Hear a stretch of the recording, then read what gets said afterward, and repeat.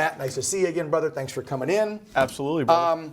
Okay, let's get right to it. What do you make of what MTG's doing? You took so much heat when you did it to McCarthy, but McCarthy was bringing up bills and siding with Democrats and blowing our money like a drunken airman on vacation. I'm not allowed to say sailor anymore because I'm an Air Force guy and the Navy guys got mad at me.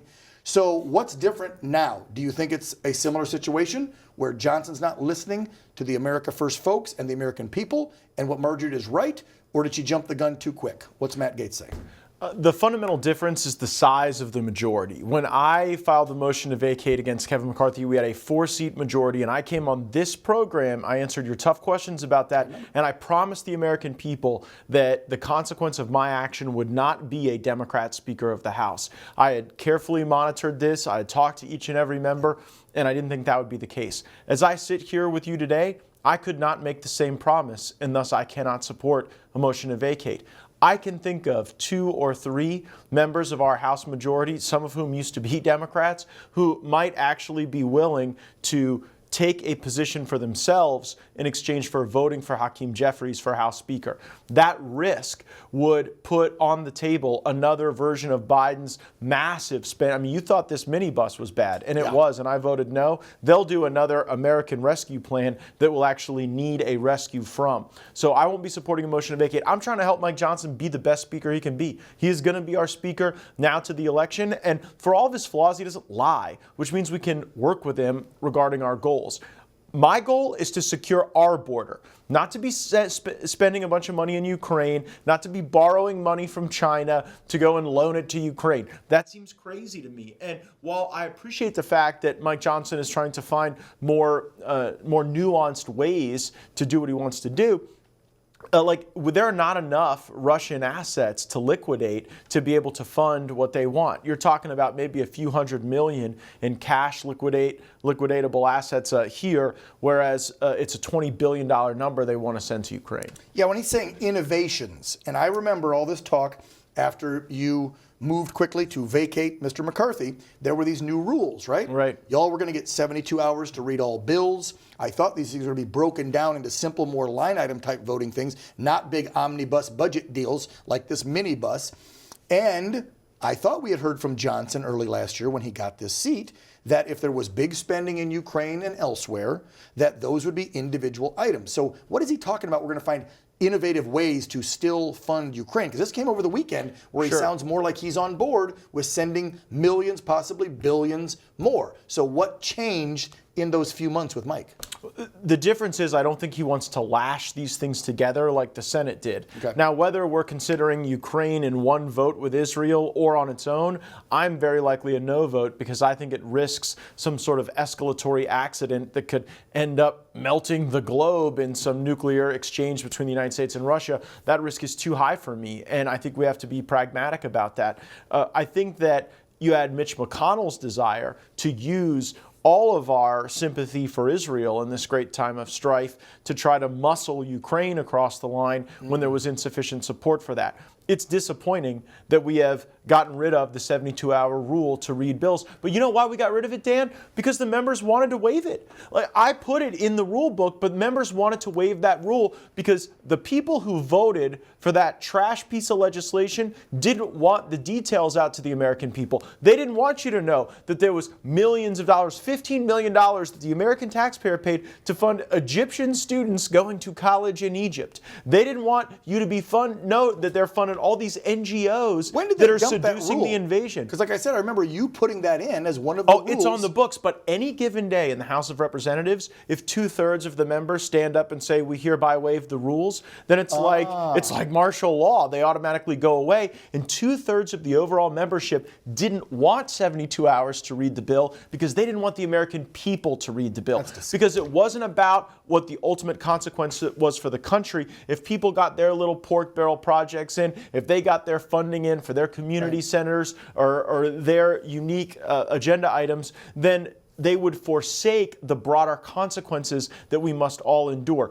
Here's what I've decided. We cannot fix the country with the people we currently have in Washington. No kidding. Republican or Democrat. And the reason I'm here in California is I've been traveling all over this country, from Virginia to Utah, out here to California, to try to raise an army of patriots who actually want to go and serve the people. Not the donors, not the foreign interests abroad, but the people of their district and of this country. And if we don't do that, if we don't defeat some incumbents in primaries, if we don't fill these open seats that have been created because we've gotten rid of the cushy life in Washington, then we will miss the opportunity to seize the Trump presidency. President Trump is going to lay out a vision, and he's going to have a lot of energy behind that vision, but we can't have the Mitch McConnells and the Paul Ryans We need a Senate and a House that are America first. And looking at that minibus vote, there was only, 130 of you, 134 that actually said no. The rest of the Republicans sided with all the Democrats and pushed that garbage through. Once again, putting us further in debt and kicking the can down the road. So let's talk about the razor-thin majority we have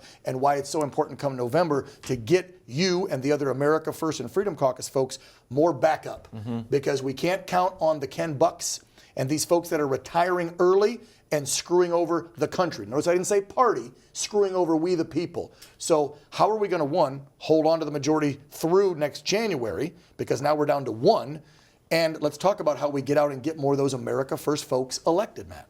Well, first things first, preserving this majority when you had people like Kevin McCarthy and Ken Buck and Mike Gallagher walk off the job. 3 people walk off the job in a 4-seat majority. It's tough. Now, paid them off, Matt. Well, that's the concern we have with anyone that is leaving at this time. Let me be clear.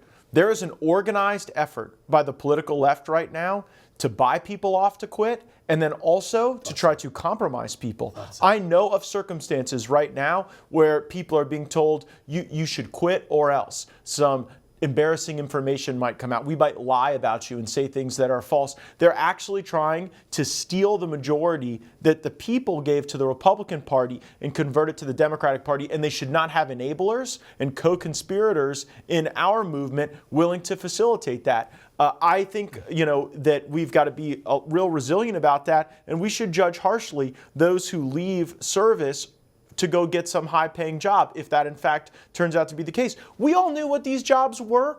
It's not like it's a surprise that when you run, it's a 2-year job. And if you sign up for the military and you walk off, that's AWOL. I guess only the Secretary of Defense can get away with that, right? Yeah, we know that one. But in Congress, we should similarly view that with great concern. And when it comes to growing the majority, yes, then look, we have to get the right candidates in the primaries. I'm tired of hearing that somebody's more electable, even though they have milquetoast views and will never fight for the people. We have to have folks who, when they get to Washington, will resist the seduction of the lobbyists and the special interests and the corruption and all of the trappings of that magical place. And if we do that, I think we can really marshal the energy of the Trump presidency into the policy reforms on the budget, on the bureaucracy, and on the border.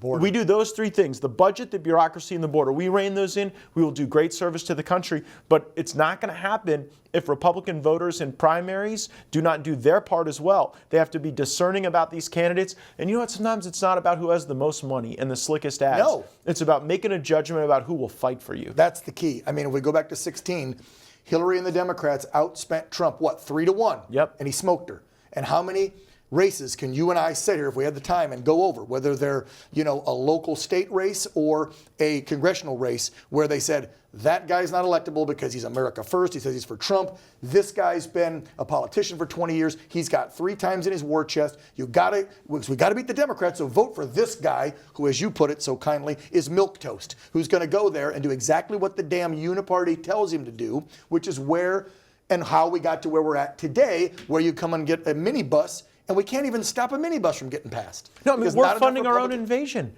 Right. They're telling us. Of it. Yeah, they're telling us that because we reduced the NGO funding by 20%, that's some sort of win. You and I both know it's the U.S. taxpayers putting funds into the NGOs that lead to the cell phones, the cash payments, the child care, the transportation, the health care, you name it, You're paying for people who are coming across the country illegally. And we have to be willing to say no. See, politicians love to say yes. When you say yes, people pat you on the back, you're told that makes you stronger. But actually, our strength will come saying no to the Biden regime over the next few days. And that is my advice to Speaker Johnson on Ukraine. We have to say no if the conditions are not clear. And here's one question we have to be able to answer. What are we trying to win in Ukraine? I want to hear Zelensky and Mike Johnson and whoever else, Biden, whoever else, tell me when we can stop the killing and stop the war. Do we have to go and repatriate Crimea to Ukraine, where they had a referendum and Nobody's the people were talking raising about a ceasefire. Russian flags? Nobody is. They're talking about a ceasefire with Gaza and Israel, but nobody from the Biden regime, and I don't hear any Democrats in D.C. Sure, no. and some of your colleagues, the Rhino ones,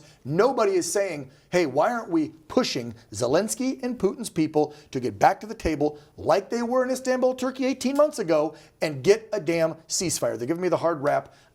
20, 30 seconds left, Matt. Do the call to action for my viewers on what we need to do from now through November to make sure we can take the House and the Senate with America first folks like you. Great point. And we right now are in the key time. We are in the center cut of the primary election cycle. It runs really from now through the end of August. And so all over the country, you're going to have viewers that are going to be participating in these primary contests. Maybe it's a big Senate race in Utah where we really like Trent Staggs against a Rhino, John Curtis. Maybe it's a big House runoff like in Texas where Brandon Herrera is doing great work to take out pro-amnesty Tony Gonzalez, Republican congressman. Yes, needs to happen. So if you go to mattgaetz.com, you'll be able to follow our work, sign up for our newsletter. You'll see where I'm going around the country to rally patriots and to get the kind of support we need to the people who will help us save this great country.